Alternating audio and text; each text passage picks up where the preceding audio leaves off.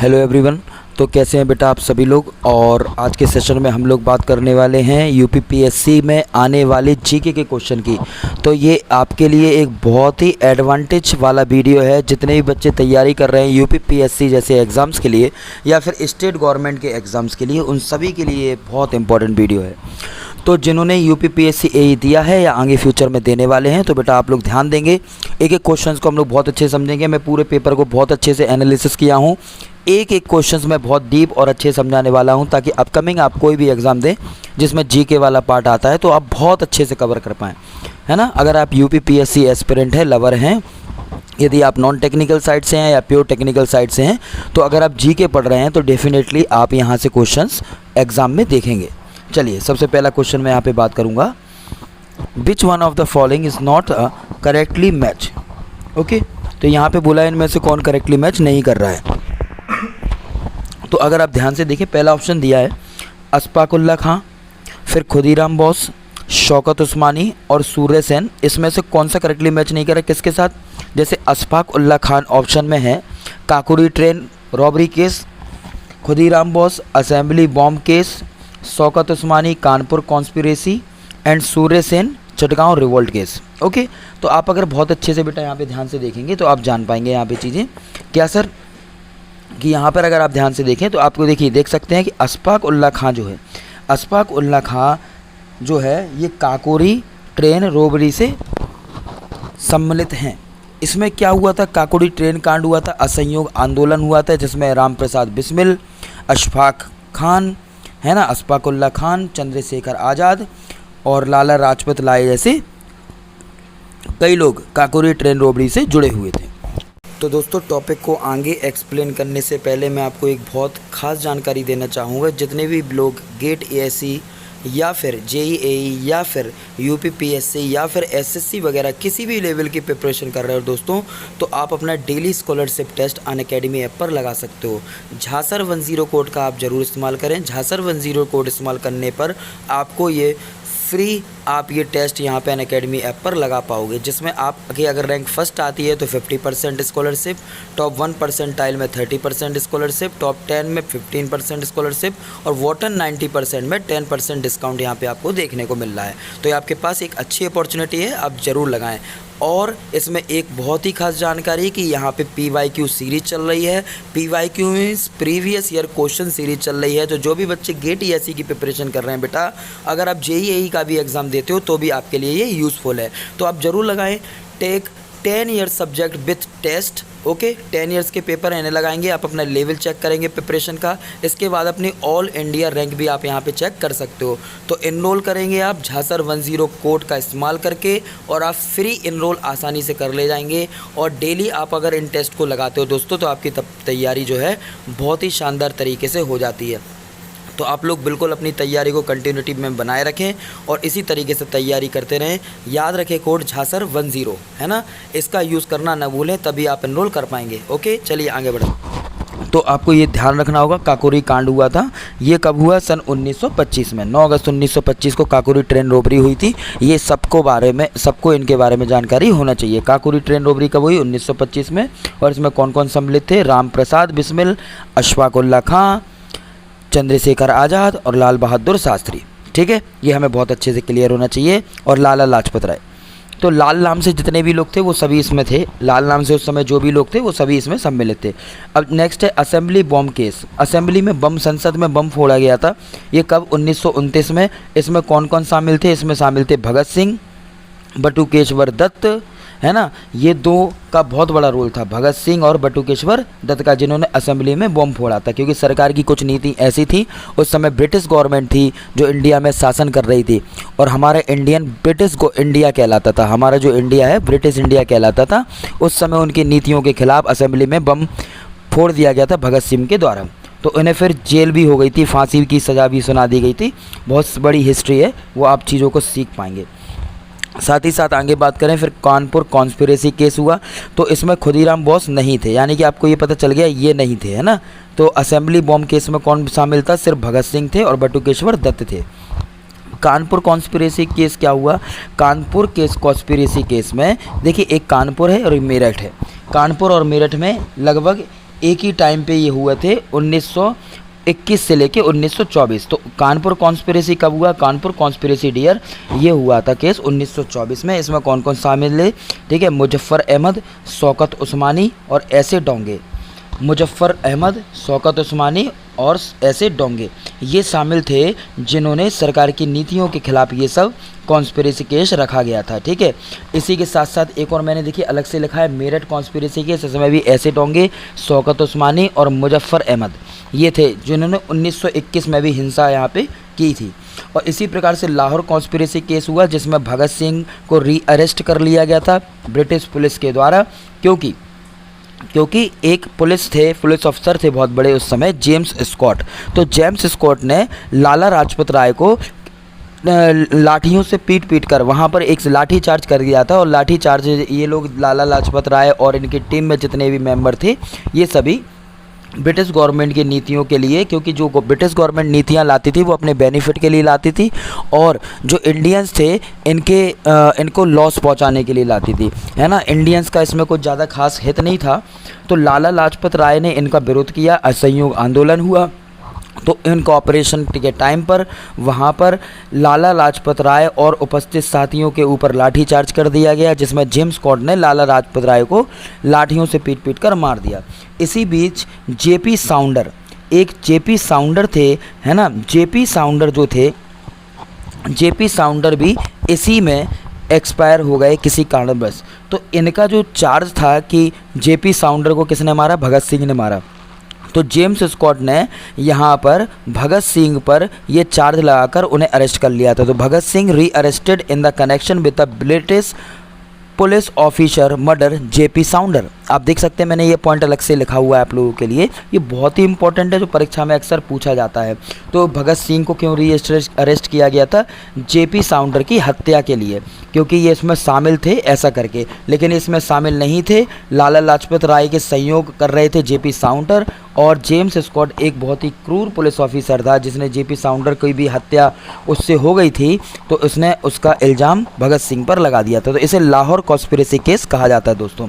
ठीक है, ये हमें बहुत अच्छे से क्लियर होना चाहिए। इसी प्रकार से सूर्य सेन, तो सूर्य सेन कौन है? देखिए छठगांव रिवोल्ट केस हुआ था इसमें। तो सूर्य कुमार सेन 1930 में इसमें हुआ था, है ना। 1930 में क्या हुआ? छठगांव रिवोल्ट केस। ये कब हुआ?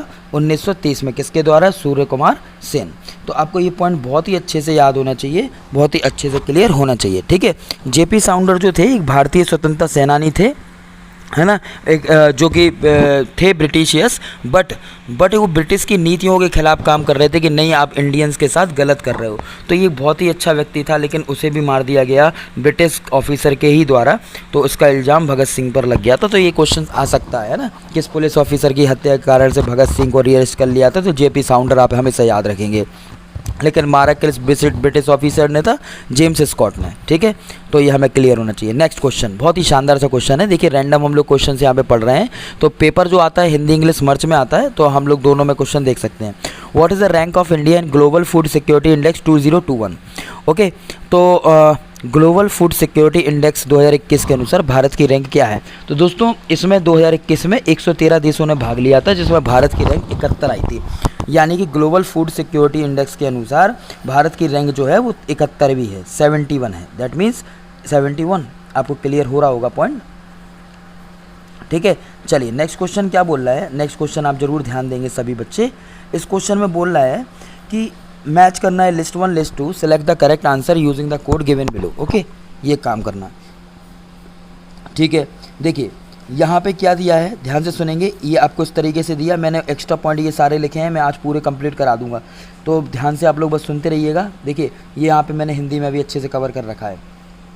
जिन बच्चों को प्रोग्राम होती है, जैसे एसिड है एसिड, तो इनमें से किस में होता है? आंट स्टिंग मतलब चींटियों के डंक में, है ना। लैक्टिक एसिड कैसे होता है भाई? स्पिनच में होता है, विनेगर में होता है, कर्ड में होता है। आंट स्टिंग यानी किस में होता है? तो स्पिनच मीन्स होता है भैया पालक। स्पिनच मीन्स क्या होता है? पालक। स्पिनच मीन्स होता है पालक, विनेगर मीन्स होता है सिरका, कर्ड मतलब होता है दही। तो आप कैसे याद करेंगे? देखिए कर्ड जो होता है, कर्ड यानी कि दही बनता है लैक्टोबैसिलस से। आपको पता है लैक्टोबैसिलस, तो लैक्टोबैसिलस से क्या होता है? Lactic acid. यानी कि जो लैक्टोबैसिलस नाम का जो जीवाणु होता है, ठीक है, वो जो है ना तो वो क्या करता है, वो आपका एक प्रकार से दही जमा देता है और ये कौन सा एसिड छोड़ता है, लैक्टिक एसिड छोड़ता है। ठीक है, लैक्टिक एसिड छोड़ता है। कौन सा, लैक्टिक एसिड। तो हमें ये बहुत अच्छे से पता होना चाहिए। तो कर्ड बनाने के लिए कौन काम योगदान देता है, लैक्टिक एसिड। तो आपको ये तो तुरंत याद हो गया होगा, लैक्टोबैसिलस से लैक्टिक। विनेगर यानी कि सिरका बनाना है। तो सिरका जब बनाते हैं तो सिरका बनाते समय उसमें सिरका जब बन जाता है तो उसमें कौन सा एसिड होता है, एसिटिक एसिड। एसिटिक एसिड किस में होता है, ये सिरका में होता है। पालक की अगर आपसे बात करें तो पालक में कौन सा होता है, देखिए पालक आयरन होता है और पालक बहुत अच्छा होता है बॉडी के लिए, है ना, हड्डियां मजबूत होती हैं। इसमें ऑक्जेलिक एसिड होता है। तो कौन सा एसिड होगा इसमें, ऑक्जेलिक एसिड। देखिए पालक में ऑक्सेलेट एसिड। अच्छा, आंट स्टिंग, चींटियाँ जो डंक मारती हैं तो आपने देखा होगा कई जो लाल चींटियाँ होती हैं काट लेती हैं तो आपको सूजन आ जाती है बॉडी में। ये सूजन किसके कारण से आती है, फॉर्मिक एसिड वहाँ पे क्रिएट हो जाता है। जब डॉक्टर के यहाँ जाती है तो वो आपको ट्यूब देता है। उस ट्यूब में क्या होता है, फॉर्मिक एसिड को ख़त्म करने की क्षमता होती है। वो फॉर्मिक एसिड को तुरंत ख़त्म कर देता है आपकी बॉडी में उपस्थित। ठीक है, तो जैसे ही उस ट्यूब को लगाते हैं तो ऑटोमेटिकली सूजन हमारी कम हो जाती है। तो आपको ये चीज़ बहुत अच्छे से पता होना चाहिए जो मैं यहाँ पे डिस्कस कर रहा हूँ। ठीक है बेटा, तो यही इसमें बहुत इंपॉर्टेंट पॉइंट है जो इससे रिलेटेड बात कर रहा था। तो लैक्टिक एसिड की बात करूँगा curd, acetic acid vinegar, formic acid की बात करेंगे आंट स्टिंग, और ऑक्जेलिक एसिड दैट मीन्स ये पालक में होती है। किस में होती है, पालक में। तो हम ऐसा करके इसको बना सकते हैं। आई होप आपको ये पॉइंट अच्छे से क्लियर हो रहा होगा। चलिए नेक्स्ट पॉइंट की मैं यहाँ पे बात करूँगा। Which French traveller called Kashi Athens of India. किस फ्रेंच ट्रेवलर ने कहा था कि जो काशी है वो इंडिया का एथेंस है। इंडिया का क्या है, एथेंस है। किसने कहा था, तो देखिए ये ऑप्शन देख सकते हैं आप, टेवेनियर, मनुकी, टेवेनोट एंड बर्नियर, है ना, ये आप देख सकते हैं। तो ये कौन हो जाएगा भैया, ये हो जाएगा आपके पास टेवेनियर। क्या हो जाएगा, टेवेनियर। ये हो जाएगा अपने पास टेवेनियर। तो हमें बहुत अच्छे से पता होना चाहिए टेवेनियर जो होता है ना, इन्होंने कहा था कि काशी जो है वो एथेंस ऑफ इंडिया है। क्या है, काशी जो है एथेंस ऑफ इंडिया। अच्छा, अगर कभी आपसे कोई पूछे कि फर्स्ट फ्रेंच ट्रेवलर कौन सा था जो इंडिया में आया था, तो फर्स्ट फ्रेंच ट्रेवलर था आपके पास बर्नियर। इसका पूरा नाम क्या था, इसका नाम था फ्रैंकोस बर्नियर। क्या नाम था, फ्रैंकोस बर्नियर। तो इसका पूरा नाम फ्रैंकोस बर्नियर था, जो कि 1668 में भारत 1658 में भारत आया था। कब आया था, 1658 में भारत आया था डियर। तो हमें बहुत अच्छे से ये चीज़ पता होना चाहिए। फ्रेंच ट्रेवलर जो भारत में सबसे पहले आया वो था आपके पास फैन, है ना, ध्यान से देख सकते हैं आप लोग, फ्रैंकोस बर्नियर। कौन था, फ्रैंकोस बर्नियर। इसी के साथ ही साथ अगर मैं बात करूं, किस फ्रेंच ट्रेवलर ने भारत में उपस्थित काशी शहर को एथेंस ऑफ इंडिया कहा था, टवेर्नियर, है ना। ऐसे तो बहुत सारे आए, फर्स्ट कौन आया था, बर्नियर, और किसने एथेंस ऑफ इंडिया कहा था, टवेर्नियर। ठीक है, ये फ्रेंच थे। अच्छा, ऐसा कौन सा था जो एक फर्स्ट ही ट्रेवलर था इंडिया में, तो फर्स्ट ट्रैवलर टू इंडिया कौन था, मैगस्थनीज। आप देख सकते हैं मैगस्थनीज जो था ना वो फर्स्ट ट्रैवलर था इंडिया में, जिसे एम्बेसडर ऑफ सेल्यूकस निकेटर कहा जाता था, है ना। तो सेल्यूकस निकेटर का ये क्या था, एम्बेसडर था, सम्राट था, सेनापति था, हम ऐसा बोल सकते हैं, जो वहाँ से आया था। ठीक है ना, ये हमें बहुत अच्छे से क्लियर दोस्तों होना चाहिए।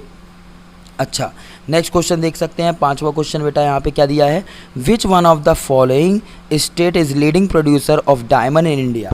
तो इंडिया में ऐसा कौन सा राज्य है जो सबसे ज़्यादा डायमंड देता है, मतलब डायमंड होता है। तो बेटा ये मध्य प्रदेश का एक जिला है जिसे बोलते हैं पन्ना। क्या बोलते हैं, मध्य प्रदेश का एक जिला है जिसे हम पन्ना कहते हैं। तो पन्ना जिले, मध्य प्रदेश के पन्ना जिले की अगर हम बात करें तो मध्य प्रदेश का पन्ना जिला ऐसा है जहाँ पे सबसे ज़्यादा डायमंड प्रोड्यूस होता है। ठीक है, और इसकी नक्काशी मुंबई में होती है। इसकी नक्काशी कहाँ होती है, इसकी नक्काशी मुंबई में होता है। ठीक है, ये अपन को बहुत अच्छे से क्लियर होना चाहिए पॉइंट। आई होप आपको अच्छे से पता चल रहा होगा। तो आपको ये पॉइंट बहुत अच्छे से याद होना चाहिए। ठीक है, बहुत पूछता है क्वेश्चन। नेक्स्ट क्या पूछ रहा है, in India the voting age was lower from 21 to 18 years by which of the following constitutional amendment. तो भारतीय संविधान के किस संशोधन के तहत, भारतीय संविधान के किस संशोधन के तहत जो एज है, वोटिंग एज है, वो 21 से 18 ईयर्स कर दी गई है। 21 से 18 ईयर्स कर दी गई है। तो 21 से 18 हो गई है। ये किस में हो गई है, तो देखिए इसमें अलग अलग अमेंडमेंट दिए। 61 अमेंडमेंट आपको रट लेना है। 61 अमेंडमेंट में कहा गया कि 21 से 18 एज कर दी गई है, जिसमें वोटिंग का अधिकार 18 साल के बच्चों को है। अगर कोई 18 साल का हो गया है तो वो बालिग हो गया है, यानी कि वो वोटिंग कर सकता है। ठीक है। 56 के तहत क्या कहा गया, इसमें कहा गया 56 अमेंडमेंट में कि गोवा जो है भारत का 25वां राज्य है। इसके अलावा दमन और दीव को अलग कर दिया गया था, और दमन और दीव क्या हो गया था, यूनियन टेरिटरी हो गई थी। यूनियन टेरिटरी मतलब केंद्र शासित प्रदेश हो गया था। ठीक है। 72 के तहत क्या है सर, 72 के तहत एसटी वाले लोगों के लिए यानी कि शेड्यूल ट्राइब्स के लिए कुछ एक्स्ट्रा संशोधन किए गए रूल्स और रेगुलेशन में। ठीक है। और 88 में क्या कहा गया, 88 में आपका टैक्स के बारे में बताया गया, टैक्स वगैरह किस तरीके से होता है, उसकी पॉलिसीज़ के बारे में। ओके, आई होप आपको इतना पॉइंट तो अच्छे से क्लियर हो रहा होगा। अच्छा, अगर मैं इसमें आपसे आगे बात करूं, देखिए मैंने कुछ एक्स्ट्रा पॉइंट यहाँ पे नोट किए हैं आप ही लोगों के लिए। ये पॉइंट एग्जाम में बहुत पूछे आ रहे हैं और लगातार हर पेपर में लगभग ये क्वेश्चन कॉपी पेस्ट हो रहा है कि European traveller come to India during Aurangzeb. तो ये क्वेश्चन आपका जो पूछ रहा है ना यहाँ पे कि औरंगजेब मध्यकालीन भारत से, कि औरंगजेब के टाइम में कौन सा ऐसा यूरोपियन ट्रैवलर था जो भारत आया था। इसका नाम था निकोलो मनुक्की। क्या नाम था, निकोलो मनुक्की। तो ये एक इटालियन ट्रैवलर भी था। क्या बोलते हैं इसे, इटालियन ट्रैवलर भी हम इसे कहते हैं। तो निकोलो मनुक्की एक यूरोपियन और इटालियन ट्रैवलर था, वहीं पे इटली है ना।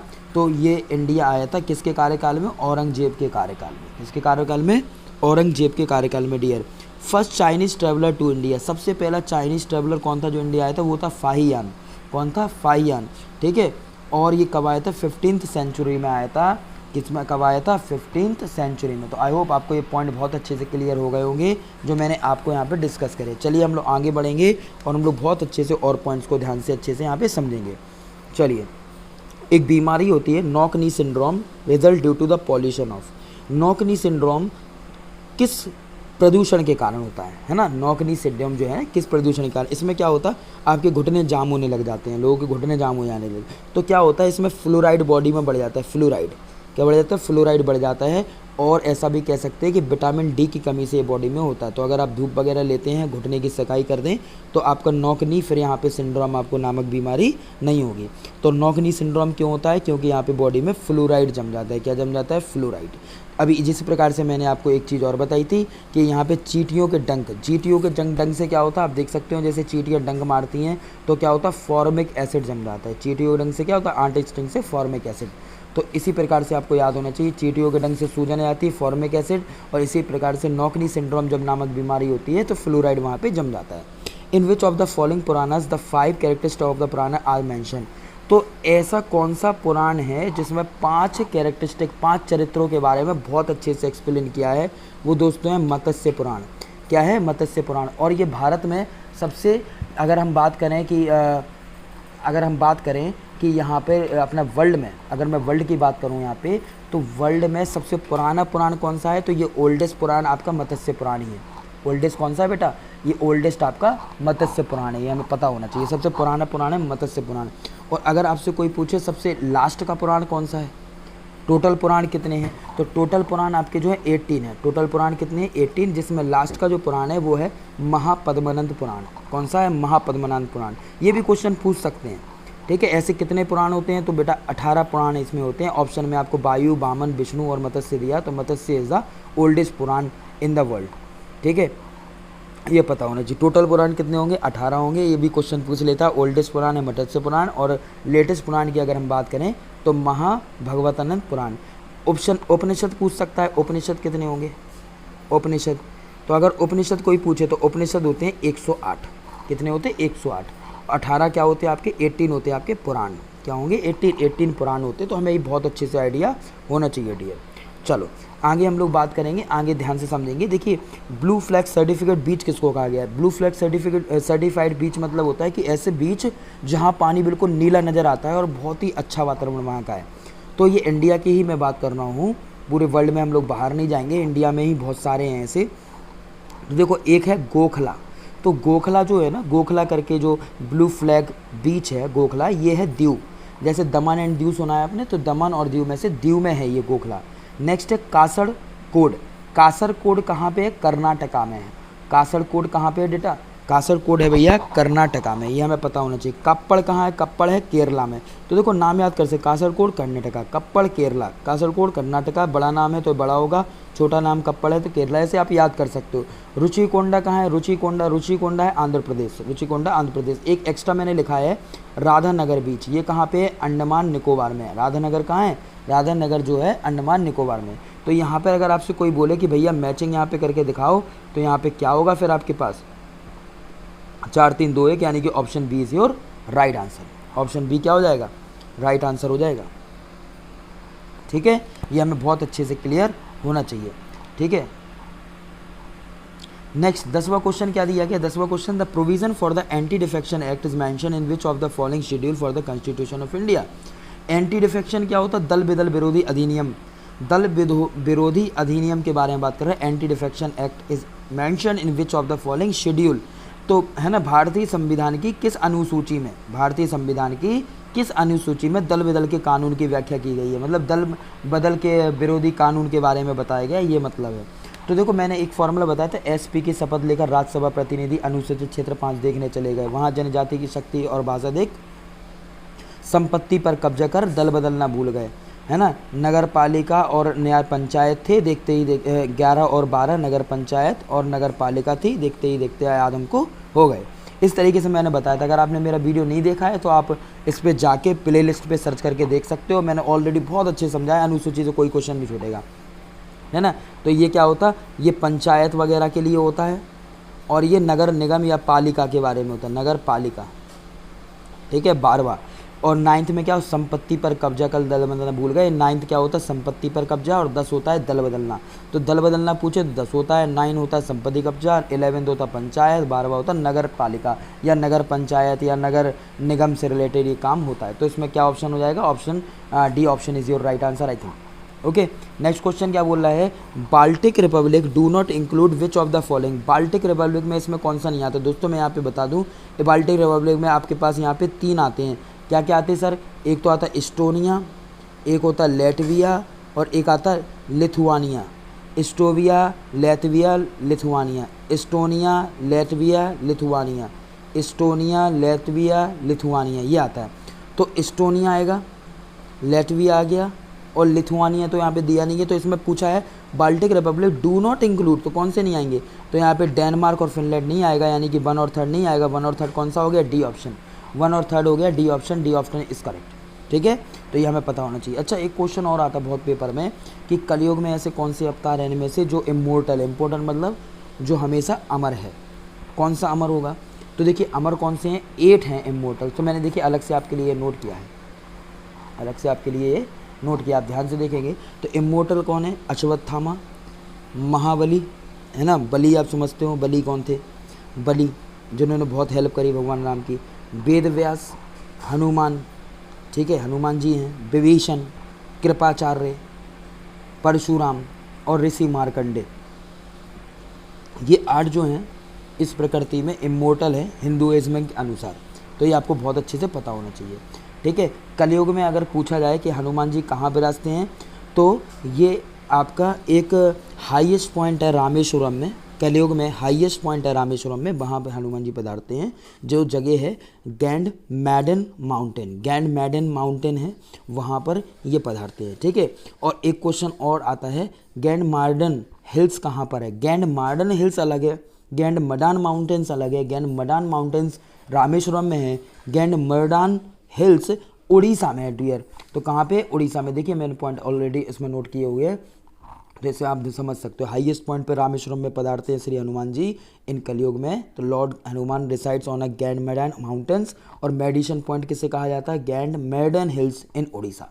तो ये आता है क्वेश्चन पेपर में, ये एक्स्ट्रा पॉइंट है जो परीक्षा में अक्सर पूछ ले जाते हैं। तो आई होप आपको ये जो 11 मैंने क्वेश्चंस बहुत अच्छे से डीपली एक एक क्वेश्चंस बहुत अच्छे से एक्सप्लेन किया, आपको बहुत अच्छे से क्लियर हो गया होगा। इसी तरीके से आप चीज़ों को समझते रहिएगा। नेक्स्ट वीडियो में हम लोग आगे बात करेंगे और भी क्वेश्चंस को बहुत अच्छे से समझेंगे। If you like this, subscribe the channel, share the video. नमस्कार, शुक्रिया, आदाब, जय हिंद, थैंक यू।